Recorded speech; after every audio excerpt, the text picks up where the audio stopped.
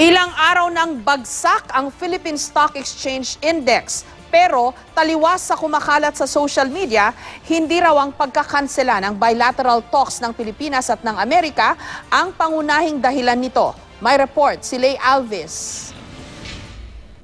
Nasa 100 points ang ibinaba ng Philippine Stock Exchange Index kahapon, pinakamalaki sa loob ng 5 linggo. Pero taliwas sa ilang artikulong lumabas sa social media, hindi raw ang mga kontrobersyal na pahayag ni Pangulong Rodrigo Duterte ukol kay US President Barack Obama at ang pagkansela ni Obama ng kanilang meeting ang pangunahing dahilan nito. There was an effect.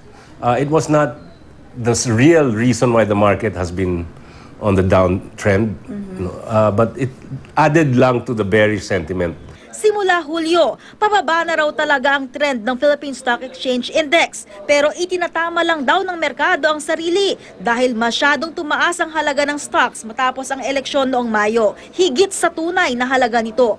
Isa pa, may indikasyon kasing baka tumaas ang interest rate sa Amerika kaya inihahanda na ng foreign fund managers ang posibleng paglipat ng bahagi ng pondo nila sa stock market sa Amerika. Pero dahil hindi pa ito sigurado at maganda naman ang takbo ng ekonomiya ng Pilipinas, pwede raw ipasok din muli ng foreign investors ang pera nila sa Philippine stock market. We don't think the money has left the country yet. That's why they're still here, because the economy is well. Ngayong araw, tumaas ng 47.97 points ang PSE Index at nagsara sa 7,667.07 points.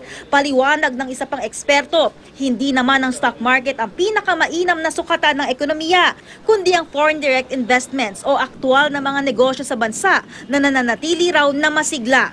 Ito yung indikasyon na andyan pa rin talaga yung kumpiyansa, ng investors, lalo na from the domestic or local businesses.